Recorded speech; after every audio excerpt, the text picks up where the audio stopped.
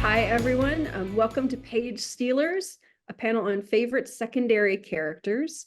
I'm Bailey Bridgewater, and I'm excited to be moderating this one because I love both writing and reading secondary characters.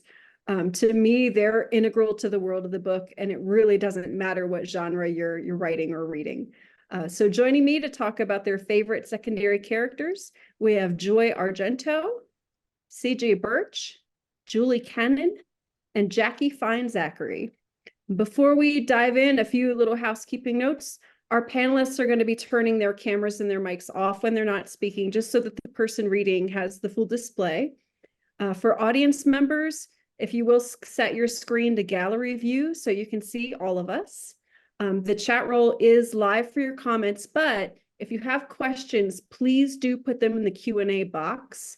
I'll be kind of tracking that as we go, and we're hoping to have time at the end for you to be able to ask all your questions then. So the first person we have reading is going to be Joy. If you want to turn your cameras off so Joy is full screen, that'll be great.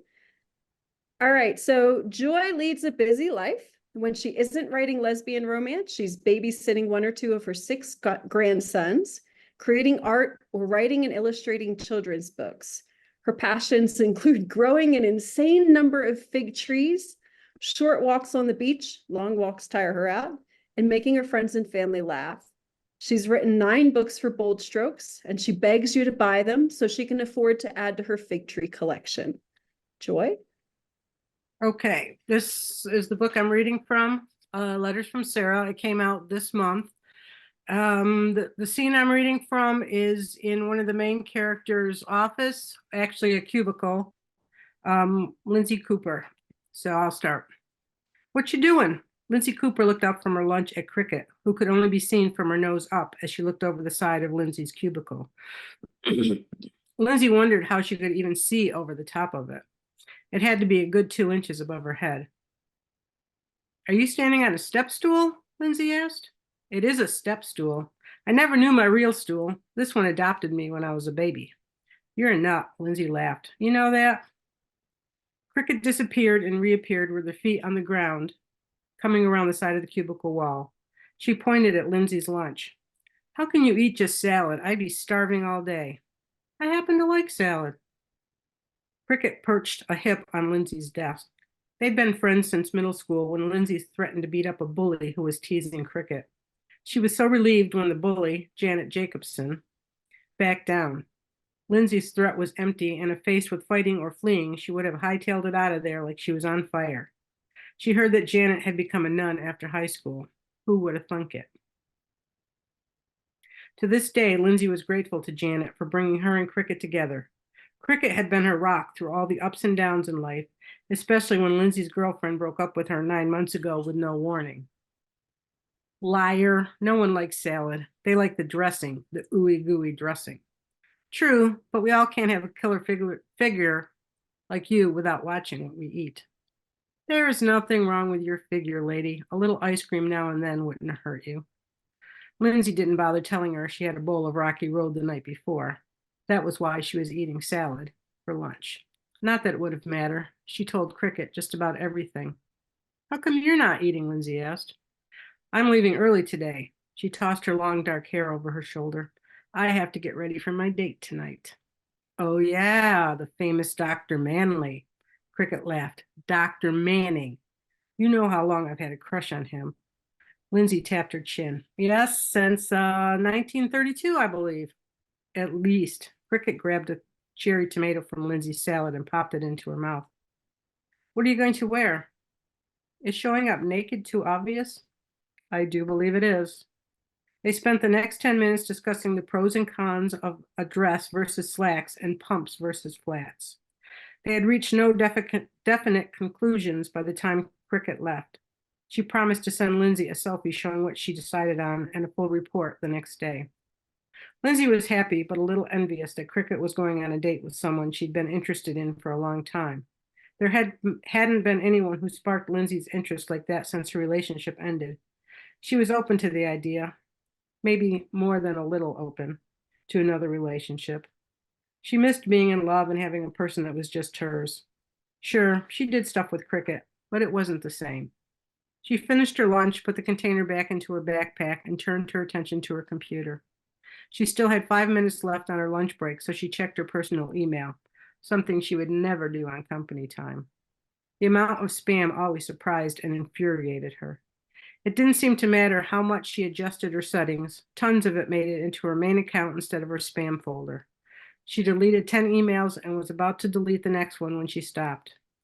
It wasn't for some pill to give her a bigger penis, something she obviously didn't need, or some offer for a new credit card. She didn't recognize the sender. The subject line read, "My love." That certainly piqued her interest. She opened the email and was surprised to see it was addressed to someone named Julie. "My dear Julie, I hope this email finds you at peace and surrounded by love. I miss you more every day, and the pain of losing you is still so raw. I want to let you know that I've been doing a lot of thinking and soul searching lately. I know you would want me to be happy and to live my life to the fullest, and although it feels like a betrayal to even consider moving on, I know I need to. I'm still figuring out what this means for me and what the future holds, but I want to thank you for being the love of my life and for all the memories we shared together. You have left an indelible mark on my heart, and I will carry you with me always. I hope you can forgive me for taking this step forward and that you understand that this is not goodbye, but rather a new chapter in my life. I will love you forever. Love always, Sarah." Lindsay felt like she had invaded someone's privacy and deepest thoughts by reading the email intended for someone else. She also felt her heart pang for the author of those thoughts. Whoever this Julie was, she obviously was deeply loved by Sarah. She also didn't appear to be in Sarah's life anymore. Lindsay could feel Sarah's pain in those words. Lindsay knew all too well what it was like to have someone she loved leave her. Sarah loved Julie enough to let her go and wish her well. Lindsay hadn't been able to do that with her girlfriend when her girlfriend Tina left her. She apparently wasn't as big a person as Sarah was. Lindsay had wanted to do nothing more than track Tina down and punch her in the face. Yes, she still loved Tina when they broke up, loved her for months afterwards, but she hated her too. Hated how much she hurt her, hated how she'd left Lindsay when things seemed so good between them, hated how Tina had found someone else so soon after they broke up, hated how much she missed her. She wondered how Sarah could be so kind and forgiving. It was something worth thinking about. Did she still hold resentment towards Tina? Had she forgiven her? She wasn't sure. She didn't think about her often, but when she did, it no longer caused a surge of acid in her stomach. It didn't bring up any emotion at all. Yes, she was pretty sure she had forgiven her. Obviously, the relationship hadn't been as good for Tina as it had been for Lindsay, so could she really blame her for leaving? She was still pondering the question when she realized her lunch break was over. She clicked on Save Email as New and closed her personal account. She would respond to Sarah's email at home and explain how it ended up in her inbox by mistake. That way, at least Sarah could make sure it was resent to the right person. All right, thank you, Joy. I'm glad I had my mic off because that pill bit gave me a chuckle. And so I will ask you, Joy, favorite secondary character outside of your own books? Ooh. Could be from a movie, television show, classic literature, anything you like. Well, I don't know if they would be considered secondary characters, but I love the two characters from Winona Earp, Nicole and Waverly. Does that count? I think that counts, but I haven't seen it, so now I'm gonna have to go find it. Okay. All right. Well, thank you. I believe I'm next, so I'll turn my camera back on here. All right. So for this scene, Alaska State Trooper Louisa Leinbach and her partner Mikey Harper are following a lead on a woman who's seen mysterious planes coming and going from a possible crime scene in a remote area of the Kenai Peninsula. And if you're familiar with Alaska, you know most of it's remote. The woman, Mrs. Butler, is the mother of a young man they've been questioning named AJ. She has not been told that they're coming. "Ah," she says, stirring a large pot of cinnamon-scented liquid. "There you are. I made something to drink." She ladles an Auburn liquid into 3 blue-speckled camp mugs that are already on the counter. How did she know 3 people would be visiting? "Oh, I'm all right, Ma. Thanks, though." AJ pecks his mother on the cheek. Her face crinkles when she smiles. Nonsense, it's good for you. She fills one mug halfway, then tips in a splash of bourbon. She hands the steaming cup to her son. She hands the other mugs to me and Mikey. AJ drinks while he introduces us, then he excuses himself to return to the bar. Mrs. Butler, we're interested in the airstrip, the one Brandon Halifax's truck was found next to. Given the rumors we've heard, it sounds like some strange things happen there. We've been told you keep an eye on what goes on. She pats the silver white bun on the top of her head. Her hair is still thick and it falls out of place the more she pats it. She eyes us with mischief, then motions for us to sit on the reclining sofa. Oh, well, that's Mr. Drew's strip. Mr. Drew himself supposedly hasn't used it since the early 90s, you know, but I wouldn't say it's out of use. So who used it after the 90s? She seems very happy I asked. I belatedly feel as if I've been lured into a trap. Well, the guests, of course. That's where they pick up the young men they take. She says it matter-of-factly, like we're talking about what happened on last week's episode of the Golden Girls over a spot of tea. Mikey redirects the conversation. How many people do you know who've gone missing from around here? Oh, since I was a kid? Probably 30, 35. Not all from Seward, of course, but I read the papers for the whole peninsula. Do you remember anything about other people who went missing, Mrs. Butler? She pats her hair again while she looks at Mikey. I hide a smirk behind my fist. I think she's flirting with him. Well, it so happens I do know quite a bit about the people who've gone missing, at least the ones from around Seward. There was Caroline, who went missing when I was a kid, and then there was that young man Patrick a few years later, and that was just after Mr. Drew came into town and all his guys started to go missing. First, there was that awful young man, George. He was trouble, and I'm not sure if anyone missed him at all. And excuse me, I'm sorry, Mrs. Butler. Did you say the young men started to go missing when Mr. Drew moved here? I checked to make sure Mikey is scribing. Well, no one else will mention this, but after Mr. Drew moved here, the disappearances happened a lot more frequently, and it was mostly young men in their 20s and early 30s. Were they people who knew Mr. Drew? Yes, all of them would have known Mr. Drew. In fact, pretty much all of them worked for him in one business or another. Mrs. Butler, are you saying you think Mr. Drew had something to do with the disappearances of the young men? Mikey leans forward as he asks this question. Well, of course I do. It can't be a coincidence, can it? The number of missing persons starts going up by the dozens and they all know him. My goodness, anyone who can't see the connection has their eyes closed. He's clearly the one who delivers them to the aliens. I blink rapidly. She looks my way and I pretend to have something in my eye. Thank goodness Mikey covers me. Why would he do that? Well, you're the police. I guess that's what you have to find out, right?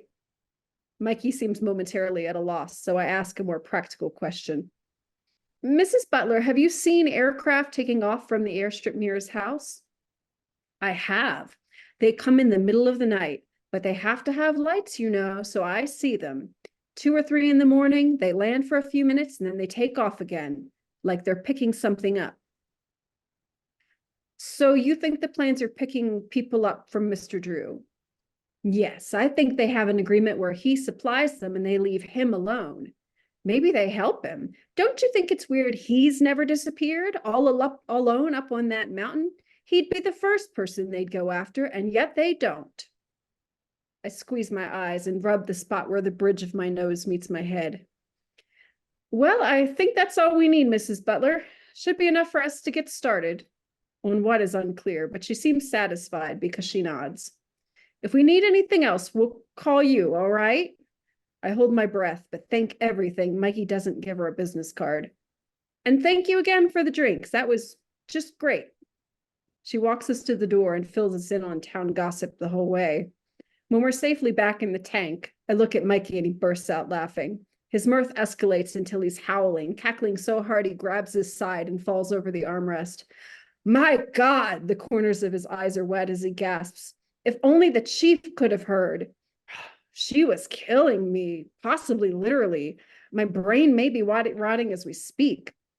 Whew, She's a character, that's for sure. Your facial expressions were priceless. I could have died laughing just looking at you.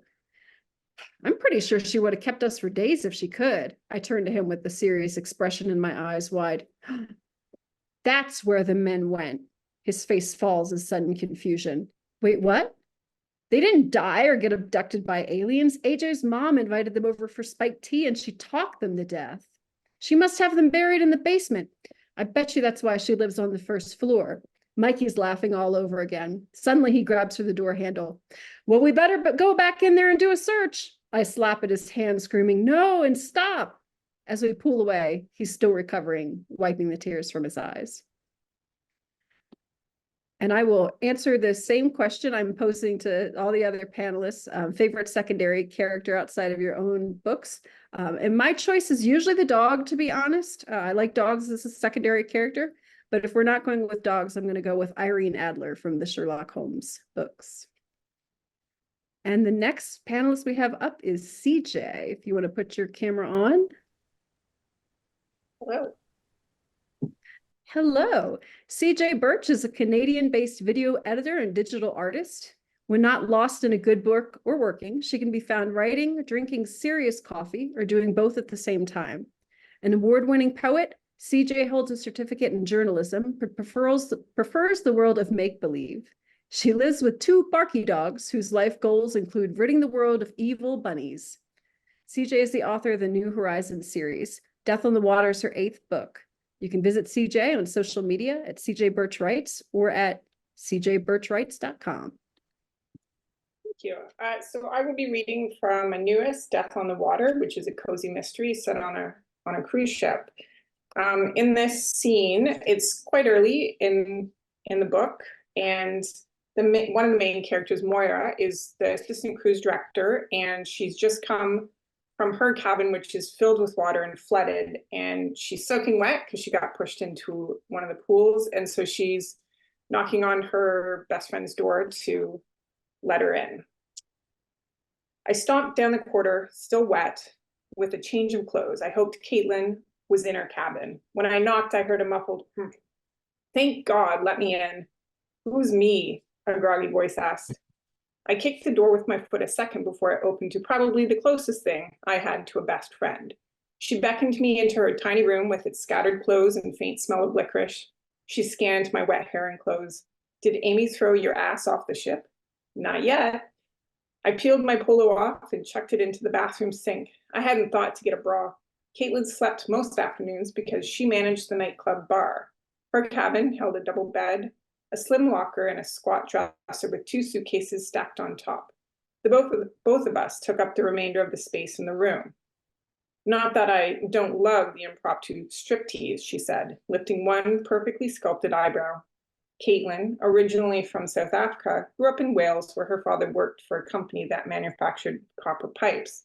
Like Caitlin, her accent had traveled the world and hadn't settled down in one place yet, nor were her looks an indication of her heritage. Many mistook her for German. She did, after all, bear a remarkable resemblance to Marlene Dietrich and had the same no-nonsense air about her. It's fair to say I found her gorgeous. We'd both met on our first contract, she, a lowly bar server, and me, a cruise staff schlep. Her father had died a few months earlier, and instead of following her mother's wishes and getting married and pushing out babies, she'd rebelled. We never talked about it, but I assumed her rebellion came with the loss of her inheritance. I'd led a similar rebellion in not following my dad's wishes. He'd wanted me to take over his position as manager at the hotel I'd worked at since I was 12. But I knew the second I stepped into that role, I wouldn't step out again until retirement. Granted, working on a cruise line didn't scream tattoos, sex, and rock and roll like some of my classmates' revolts. My sink tap won't shut off. It flooded my cabin with an inch of water. Mind if I take a shower and change? They should never have allowed this ship to leave wet dock. Caitlin churned on the kettle and pulled a ramen soup package from her cupboard. If we make it back to Fort Lauderdale, I'll buy you a drink. I'll be surprised if we make it to Belize. That might prove true, I said. I've gotten some complaints from the crew that some of the safety alarms aren't working in the engine room, so they've posted crew to monitor in shifts. Caitlin plopped down on her bed and crossed her legs as if she'd discovered her favorite show on TV. So this whole ship might go kaplow. She cackled, enjoying this too much. I filled her in on about Amy sabotaging my bingo earnings and the dead body they'd found on deck 10. See, this is why I don't need drama in my life. I live vicariously through you. I smacked her in the arm. I don't court it. Drama finds me. She leaned back, still in her sweats from her afternoon nap. Later, she would dress up in her tight skirt suit uniform that, thanks to a few alterations, made her legs look dynamite. And she would saunter up to the nightclub, which usually didn't close before 4 a.m. She cultivated a certain look because men tipped better, she said. We each owed part of our livelihood to the intricacies of human nature. Caitlin for tips and I for bingo commission. We likely bonded over this unfortunate circumstance. Caitlin pulled a pillow over, hugging it to her while I dropped my shorts and lugged them into the sink to join my polo. You don't think someone murdered him? I don't care if someone did or not. I don't want to get involved. The way she said it, like she'd summed up and understood and had solved my entire dilemma, made me want to scream. You've been saying for years how you want to get out and do something else, anything else, as long as it doesn't involve tourists. Yet here you are, keeping your head down, complaining that solving murders isn't in your job description. Well, it's not. Caitlin sat up and threw her pillow at me. You're not thinking of the bigger picture. This is your opportunity to impress Claire Mills. She probably has a lot of connections. If you help her out with this, chances are she'll help you out. But if you sit on your arse and do nothing, then you get nothing in return. Be a go-getter. I stepped into the bathroom a short distance from where I'd stood a second ago. I hate your pep talks. I closed the door. It'll be fun, she said from the other side. Leave it to Caitlin to find solving murders fun. She could find fun at a funeral if you gave her half a chance. And that's that. Awesome. Thank you. I love your description of their accents is not settling down. So Yes, unfortunately, I can't do a good accent, so I didn't even try. That's all right. You can just use the excuse that it can't settle down. Mhm. So I'll ask you the same question. Favorite secondary character outside of your own books? Oh, either H from Ready Player One or Joyce from the Thursday Night Murder Club. Ooh, solid choices. Excellent. All right, so next we have Julie. Julie Cannon has published 23 books and many short stories of contemporary lesbian romance with bold strokes. Her books have been the finalists from the Golden Crown Literary Society and the Lambda. Julie's novel, I Remember, won the Golden Crown Literary Society's Best Lesbian Romance in 2014. Thank you, Bailey. I'm going to be reading from my book that I co-authored with Radcliffe called Fire in the Sky.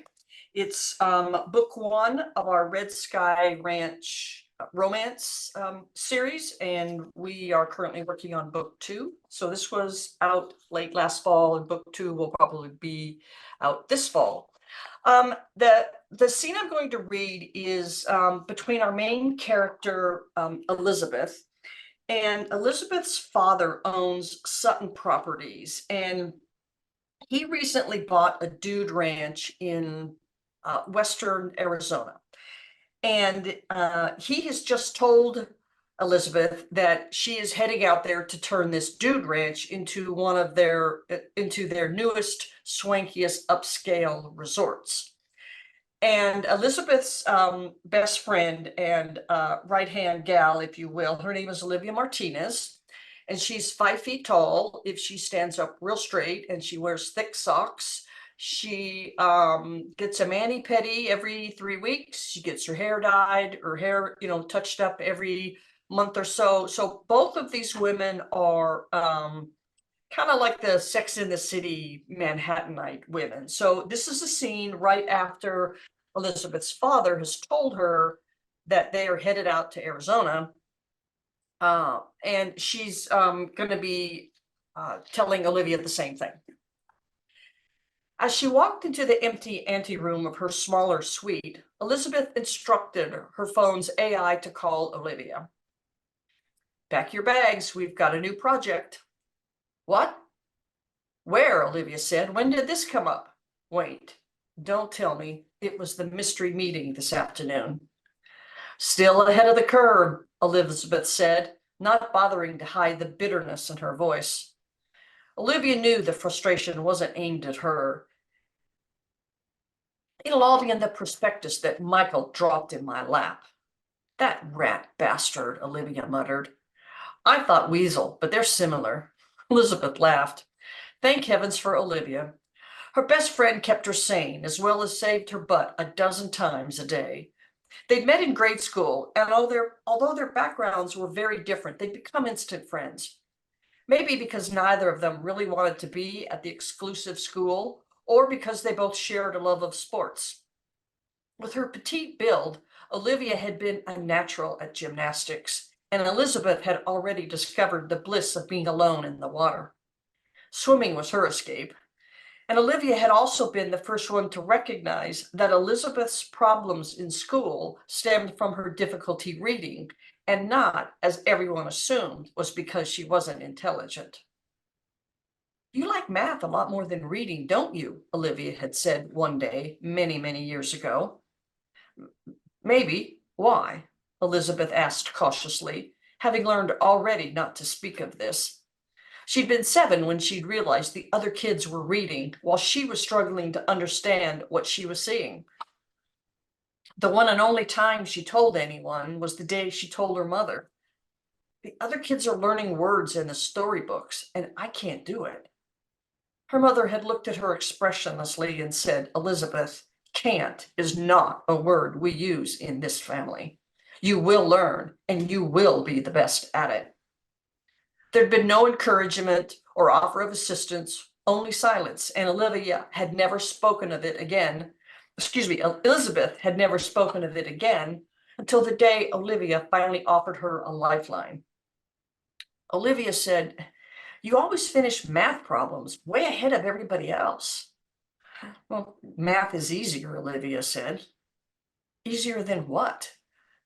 Olivia's tone had been curious, but not mocking or critical, and her directness had made Elizabeth feel safe.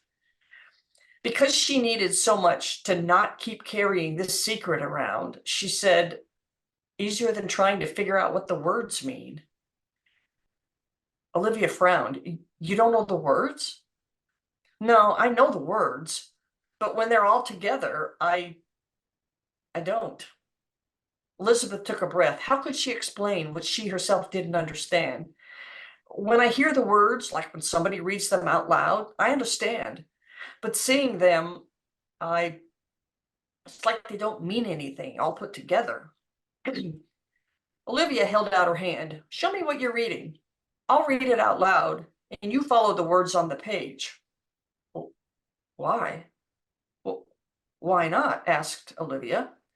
And from then on, when they weren't practicing for their respective sports, Olivia was helping Elizabeth read. Eventually, at Olivia's prompting, Elizabeth had been able to explain her difficulty to her teachers and finally her family, who had always treated her as if she'd been incapable of meeting their high standards.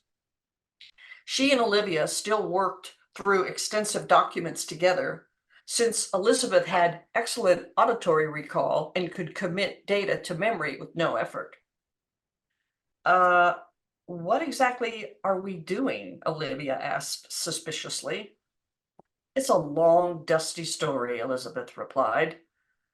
This assignment was likely to be harder on Olivia than it was on her. Olivia Martinez was the daughter of Guatemalan immigrants, but a child of the city. Her parents had moved to Manhattan when she was just a baby. And Olivia loved fine dining, getting a mani-pedi twice a month, gyms with personal trainers to keep her trim frame toned and her looking 25. How in the hell was she going to adapt to the Wild West? "What?" Olivia asked. "We need to be in Arizona in 3 days." "I'll come back in," Olivia said instantly. No need," Elizabeth said. "Everything will be in the prospectus, and I've got the general ideas already." "I'm not going to like this, am I?" asked Olivia. "I doubt it," Elizabeth said. "Not unless you've lost your mind in the last few hours. It appears as though my father bought a dude ranch, and has developed plans to make it our first resort west of the Mississippi or the Mason-Dixon line or the Rockies or wherever. Where? Olivia asked hesitantly. Wickenburg, Arizona. Where in the hell is Wickenburg, Arizona? We're about to find out, Elizabeth said. Google it. Wait, Olivia could practically see Olivia's fingers flying over the keyboard. Okay, Olivia said, this is what I've got. Wickenburg, Arizona was founded in 1863 and is about 60 miles northwest of Phoenix. It has a population of, 7,500?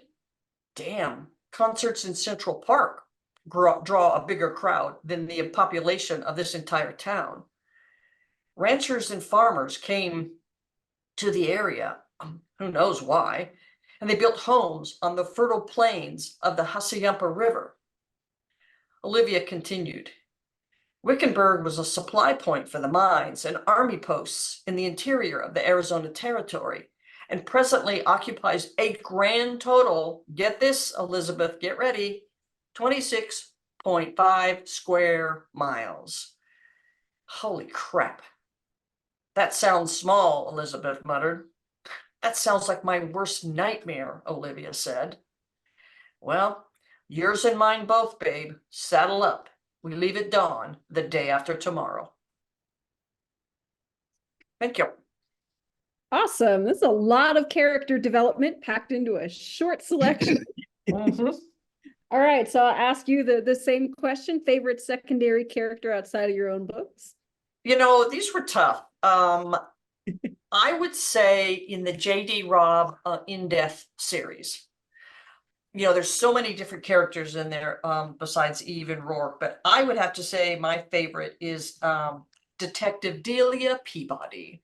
She is, I listen to all of J.D. Robb's books on audio, so I've got an image of what Detective Peabody looks like, and she's a serious nerd, she's goofy, she wants to be a mini Eve Dallas, and she's just one of my most favorite secondary characters.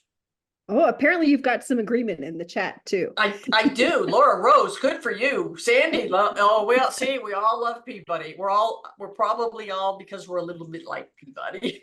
Yeah, if that could definitely have an effect. Okay. Yep. Mm-hmm. Awesome. Well, thank you. And then last up, we have Jackie. All right. As a long-time feminist, Jackie Fein-Zachary is proud of her women's rights activism. With the love of her life, Valerie, she helped secure same-sex marriage rights in Massachusetts. Woot, woot. Her love of languages and diverse cultures inspired her travels and professional career as a French and Spanish educator. A retired marathoner, Jackie is a vegan foodie and a proud debut novelist. All right. Hello, everyone. I'm going to be reading from that debut novel, Harvest Dreams. And this is the story of two university students, Kate Bauer and Sydney Barrett, who meet by chance at a restaurant in San Francisco and find out quite soon that they're both interested in grapes. Kate is interested in growing them, and Sydney would love to make them into wine. So they decide to take a couple day trips up to Napa and Sonoma just to see the vines. And this excerpt that I'm reading today is from their second trip, and this is when they meet quite an interesting character. At their second stop, a small winery way up in Sonoma County, Sydney was all business. They were part of a small group of tourists. Kate was listening intently to the guide, so Sydney wandered ahead to explore on her own. She headed first to a row of huge stainless steel tanks and stood in front of one close enough to feel the condensation. How much did this thing hold, and what wine was in it, and at what stage? Several smaller tanks had hoses connecting them to a larger one.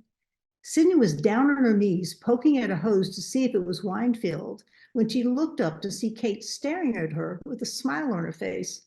"This is so cool," Sydney admitted, motioning all around her. Kate nodded. "Listen, we're going on to see the barrels. Want to come?" Oh, barrels! That meant red wine, Sydney thought. She jumped to her feet. She caught a glimpse of a wall of tools as she turned the corner. Clamps, fasteners, shiny metal parts. a profusion of hardware she knew nothing about, but instinctively wanted to collect. Talk about being hooked. But when and how do you stop the fermentation? Sidney asked the guide. He had no idea. He admitted that he usually only worked the vineyards and was subbing for the regular guide who was out sick. Too bad. Sidney had a dozen more questions. She was going to have to do her own research. What about that malolactic fermentation you mentioned? What does that do? Sidney hoped he at least knew that. The man threw up his arms. Miss, you ought to go to enology school. Perhaps she should. Why don't we let the group go on, Kate suggested. I have another idea. They waited until the tour left. What do you think she's doing? Kate pointed to a worker who was in a back room where there were at least 8 large rectangular bins, each about 4 feet deep. The woman stood near the top of a ladder placed alongside one of the wooden bins. She was facing the open bin and looked like she was pushing some sort of metal tool up and down. Sidney knew her from somewhere. Her tattoos were hard to forget. I bet there are grapes in that, Sidney said. Let's find out. They walked quickly into the back room and looked into the first bin. It was lined in rubber and was packed within inches of the rim with hundreds, maybe thousands of crushed grapes. Grapes, seeds, skins, pulp, all mashed together. That's amazing, Sidney explained. Open that fermentation, said the woman up on the ladder. Best way to integrate the cap. She tapped on top of the grapes with her metal tool. You have to push all of this down to get the juice below. Can't let it dry out. It's not quite wine yet, but it's getting there. She winked at Sidney. It looked like she remembered her too, but from where? Sidney stared at the woman and especially at the flower tattoos all around her neck and up and down both arms. Ah, Maud's. Everyone went to that bar. Butch, femme, leftover hippies. Lately, it was the lipstick lesbians. To everyone, it was home. Sidney remembered those particular arms at Maud's wrapped around another woman's body on the dance floor. Sidney glanced over at Kate, who was staring into the bin. Hey, like the job? Sidney asked the woman up on the ladder. It pays. Sidney couldn't resist. Listen, I don't want to get you in trouble, but any chance I could climb up and take a crack at using that thing? The woman took a gander at the door and then back to her visitors. Why not? She grabbed the handle tightly and slowly pulled up the long metal shaft, holding the dripping juice over the bin. This is a paddle, she said, looking directly at Sidney. She held it in the air. At the end of it was a round, flat plate with a series of holes in it. We called it what I'm doing, punching down the grapes. Come on up quickly. I shouldn't allow you to do this, but what the heck. She came down the ladder and handed the tool to Sidney. Bet you want to show off for you. Thanks a lot, Sidney interrupted. I'll be careful. Sidney climbed up. The tool looked like a giant potato masher. She spread her feet evenly on the ladder rung for balance. So far, so good. She pushed down through the thick concentration of grapes. Whoa, this is hard to push through, and Sidney was strong. Slowly, the metal plate slipped through the grape cap as the holes in the grape let the juice through. Yep, we do this a minimum of twice a day until it's all liquid, the woman said. Push it all the way down to the bottom, she told Sidney, and pull it back up again. She turned to Kate. This is how we release all the tannins and other compounds from the skin and how the wine gets its color and taste. Sidney pushed through the grapes, trying not to fall into the bin. She liked the feel of her muscles pushing against the grapes. She pulled on the handle and plunged it back in again to another spot next to where she pulled it out. What's the chemical process? Kate asked. Fancy terms I can't tell you, the woman told Kate, walking up next to her. It's about kickstarting the fermentation and getting oxygen to the yeast cells that are eating all the sugar, changing this lovely mass into alcohol. My name's Sam, by the way, Samantha, but I prefer Sam. Sidney looked down. Suddenly her interest in punching down the grapes stopped. Sam was standing way too close to Kate. Coming down, she chimed, carefully holding the paddle over the bin. Want to grab this, Sam? Sam was forced to take her eyes off Kate. Kate backed up to give them both room. Listen, Sam said, looking from one to the other. If you two want to come back after work, I'll have time for lots more questions. Sidney restrained herself. We'll pass on that lovely offer, Sam, but thanks for letting me get up there. She walked toward the front room, praying Kate would follow. She did. Well, she certainly was an interesting character, Kate said as soon as they were outside. I wonder what she had in mind for later. And that's it. Excellent. Well, I learned something. I'm a bourbon gal, but apparently I need to know more about wine. I think you should. All right. Well, I'll ask you the same question as everyone else. Favorite secondary character outside of your own books? Well, I had time to think about it, and I think I'm going to go with Emily Blunt in the part she played in The Devil Wears Prada. Because I Ooh, thought she was fabulous, and playing a role against Meryl Streep and Anne Hathaway, she won my vote. yeah, you got to be a heavy hitter for that. Yep. Exactly. Fantastic. All right, so there is a little bit of time for questions. If you want to drop any in the Q&A box, we can get to them. Otherwise, I've got a few that I cheated and sent these folks a little earlier. So I'll ask them in turn, but if something pops up in Q&A, then we'll get to those too. All right, so let's say Joy, do you want to answer how much background do you come up with for your secondary characters? Not a ton unless it's important to the main characters. All right, so what we see on the page is kind of as much as their Yeah, sometimes it's important what their background is, how they were raised, if the main character grew up with them, that kind of thing. Okay. But otherwise, not a lot. Okay. Julie, how about you? I'm kind of the same way. You have to have enough information to show the connection. And especially if your main character is supposed to, or if your secondary character is supposed to keep your main character honest about themselves, you have to somehow establish some sort of relationship that they can get away with that. Now that I'm in book 2 of a series and my secondary character in book 1 is going to appear in book 2, I had to build it out a little bit more. And now that I'm in book 2, the secondary character is going to be built out a little bit more because they're going to show up in book 3. So I think some of it is maybe pre-planning ahead of time if you're going to look at a series and say if you're going to take those characters forward. That's a good point. Okay. Jackie, how about you?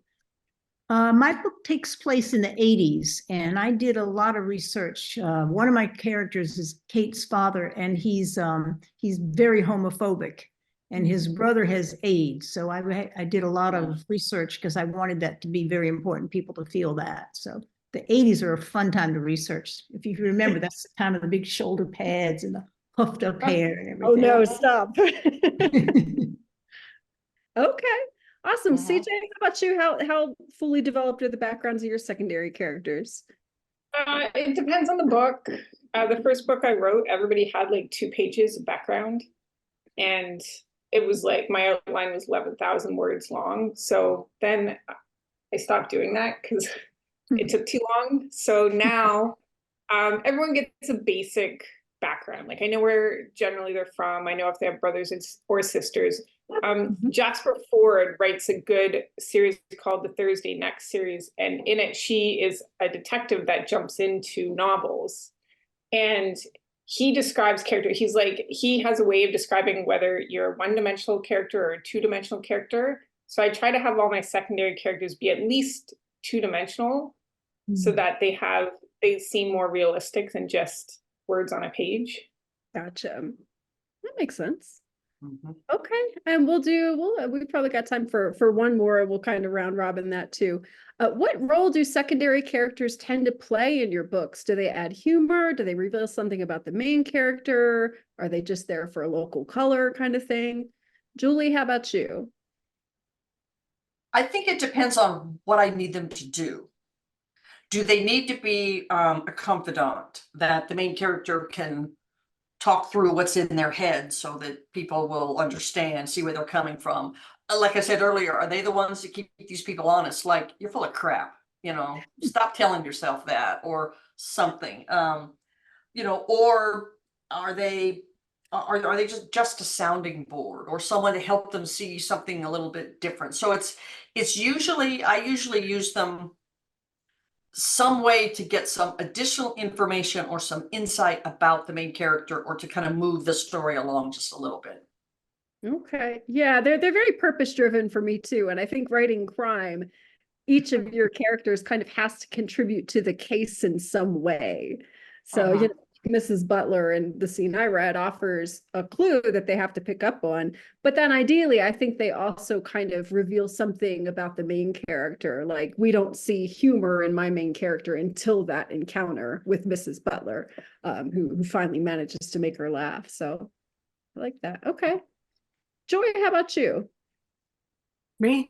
Did you say Yeah, Joy? what kind of role do they serve in your books? Are you talking to me? I missed something. Yep. Sorry. I'm at the tail end of the flu, so I can't hear great and I can't Oh, talk so great. sorry. Aw. My secondary characters, like best friends, tend to be very quirky and add a lot of humor. They're also the confidant. That's how the reader gets to know more about the main character, because a lot of times they'll share more of their inner thoughts and their feelings with their best friend or a sibling, as opposed to, you know, I write romance, so they can't reveal everything to their future person. Right. So that's the role they play. They're funny, they're quirky, and yeah, they I like that, the confidant role. That's they draw out the main character. right. Okay, CJ, how about you? More often than not, mine played the comic relief. In this current book, Caitlin plays an important role because she's there to encourage Moira to go after and figure out who's, like, to pair up with Claire to find out who's murdered this person. Without Caitlin, she wouldn't have thought to do it because she just wants to keep her head down and do her job and not get fired. So. Okay, cool. And Jackie, I don't think I asked you yet. No, I like coming last. I get a chance to think about it. So, actually, I have not a lot, but I have a lot of characters, and they play different roles. Some of them are family members, and they reveal more about the characters. You get an idea where they come from and why they do what they do, why they feel what they feel. Some of them play a role on the vineyard. I don't want to give a spoiler, but you know, some of them play specific roles on the vineyard. So they all are different. They all play a specific role in the story. Awesome. Okay, well, thank you all. That's about as much time as we've got. So thank you to our audience members, and thank you very much to our panelists. Right. Thank you, Bailey, for moderating the panel. It's Yeah, great. it's great. Mhm.